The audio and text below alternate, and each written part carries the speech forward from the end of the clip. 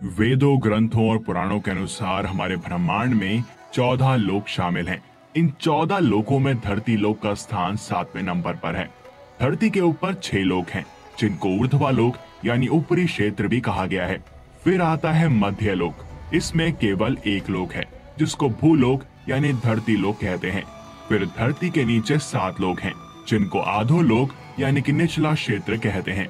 इस वीडियो में हम आपको इन सभी लोकों से अवगत कराएंगे, तो इसलिए अंत तक हमारे साथ बने रहें। सबसे पहले बात करते हैं ऊर्ध्वा लोक की, जिसमें 6 लोक आते हैं। सत्यलोक, इसको ब्रह्मा लोक भी कहा जाता है। सत्यलोक इन 14 लोकों में सबसे ऊपर है, जिसमें ब्रह्मांड के रचयिता भगवान ब्रह्मा वास करते हैं और साथ में ऐसी पवित्र आत्मा रहती हैं जिन्होंने बहुत तपस्या और अच्छे कर्म करके सत्यलोक में अपनी जगह बनाई हो।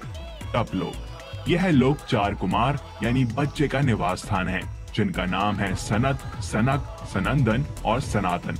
और यह लोक सत्यलोक से करीबन 12 करोड़ योजन की दूरी पर नीचे की ओर स्थित है। ग्रंथों के अनुसार 4 कोश का 1 योजन होता है। ये भगवान विष्णु के अवतार माने जाते हैं और यह ज्ञान शक्ति को दर्शाते हैं। ये अनीश्वर हैं, यानी इनकी मृत्यु नहीं होती है और इनका शरीर 5 साल के बच्चे का है।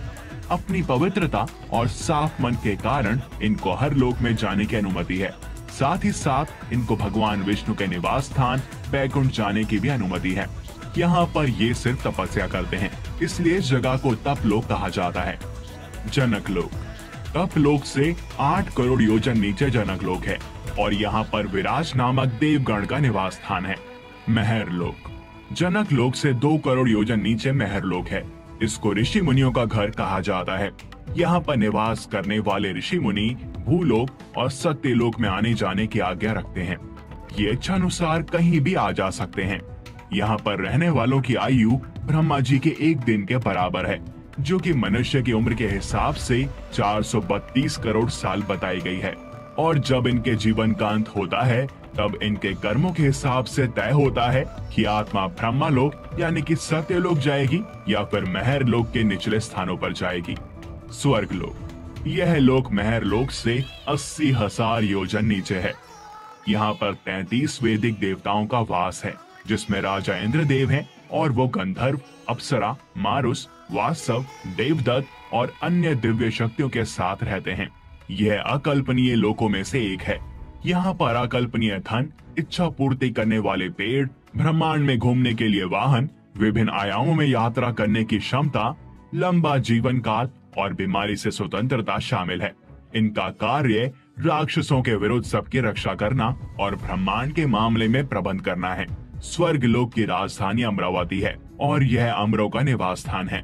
कामधेनु गाय, 3 सर वाला सफेद हाथी जिसको ऐरावत हाथी कहते हैं, उड़ने वाला घोड़ा यानी कि उचरे शवा, ये सब इनको समुद्र मंथन से प्राप्त हुए थे।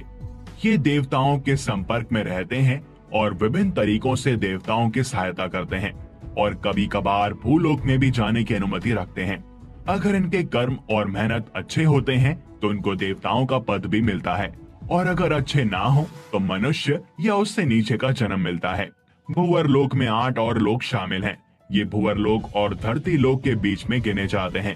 पहला है ध्रुव लोक, जो कि हमारी आकाश गंगा के बीच का हिस्सा बताया गया है। ये महर लोक से 1 करोड़ योजन नीचे है।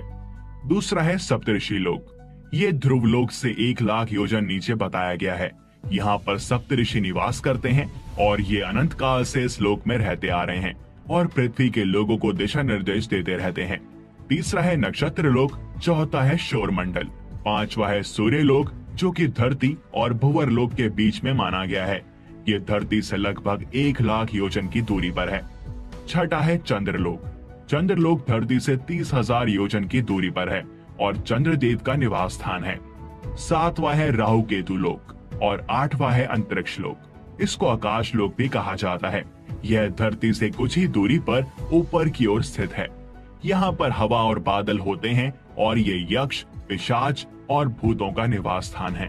अब आते हैं भूलोक पर, यानी कि धरती लोक। ये 14 लोकों में से 7वें स्थान पर आता है। यहाँ पर पाप और पुण्य में उलझने वाले इंसान यानी हम ईश्वर और देवताओं की निगरानी में अपना जीवन व्यतीत करते हैं। इसको हम नश्वर लोक, मध्य लोक, मृत्यु लोक और पाप पुण्य लोक भी कहते हैं। ये लोक पूरी तरह समय से बंधा हुआ है। यहाँ पर हर वो चीज जो जीवित है उसने एक न एक दिन समाप्त हो जाना है। अब बात करते हैं आधोलोक की, यानी कि निचले क्षेत्र में क्या नाम है और यहाँ पर कौन वास करते हैं। अताल, यहाँ पर बाला नामक असुर का राज है, जो कि माया का पुत्र है और उसने यहाँ पर 96 प्रकार की माया रची है। विताल, यहाँ पर भगवान शिव का एक रूप अपने पार्षद भूतों के साथ रहते हैं। इनको हटकेश्वर कहा जाता है और यहाँ पर हटकी नामक नदी बहती है। इस नदी में सोना बहता है, इसलिए यहाँ के लोग सोने से सजे हुए रहते हैं। सुताल, यहाँ पर भगवान नारायण के प्रिय भक्त प्रहलाद के पोते राजा बलि निवास करते हैं। इनको राक्षस की श्रेणी में सबसे पवित्र राक्षस माना जाता है। सुताल लोक का निर्माण भगवान विश्वकर्मा ने किया था। राजा बलि वही राजा हैं जिनसे भगवान नारायण ने वामन अवतार में भिक्षा के रूप में 3 पग जमीन मांगी थी, जिसमें भगवान ने 2 ही पग में तीनों लोगों को नाप लिया था और तीसरा पग भगवान ने बलि के सिर पर रखा था, जिसके बाद उनको सुताल लोक भेज दिया गया था। इतने बड़े दानी होने के कारण भगवान विष्णु उनसे प्रसन्न हुए थे और उनको सुताल ही नहीं बल्कि समय आने पर देवलोक का राजा बनने का वरदान दिया था। तलताल, यहाँ माया नामक असुर निवास करता है। ये असुरों के वास्तुकार भी माने जाते हैं। इनको जादूगरी में काफी ज्ञान है और इनके जादू को माया जाल भी कहा जाता है। महाताल, इस स्थान पर कश्यप ऋषि की पत्नी कद्रु से उत्पन्न हुए अनेक सर वाले सर्पों का समुदाय रहता है। उनमें खुक, तक्षक, कालिया, सुशील आदि नाम के नाग निवास करते हैं। रस्ताल, इसको राक्षसों का घर भी कहा जाता है। यहाँ पर शक्तिशाली दानव और दैत्य निवास करते हैं। यहाँ पर रहने वाले राक्षस देवताओं के पक्के दुश्मन होते हैं। पाताल, यहाँ पर सैन्य कुल की महासैन्या सोहित, धनंजय, धृतराष्ट्र, संगसुर, कंपल, अख्तर और देवदत्त आदि बड़े क्रोधित और बड़े बड़े फनों वाले नाग रहते हैं। यहाँ के नागराज वासुकी हैं और वे यहाँ की राजधानी भोगवती में निवास करते हैं। एक बार नारद जी पाताल लोक से स्वर्ग लोक गए थे और वहां आकर बताया कि पाताल लोक तो स्वर्ग लोक से भी ज्यादा सुंदर है। यहाँ पर सूरज की रोशनी ना होने के कारण भी उनके मस्तक में लगी मणियां इतना प्रकाश करती हैं कि यहाँ पर प्रकाश की कभी कमी नहीं होती। और यहाँ पर सुंदर नदियां, सरोवर और कमलों का वन भी है। पाताल लोक से नीचे भी 2 लोक हैं जो कि अस्थायी हैं।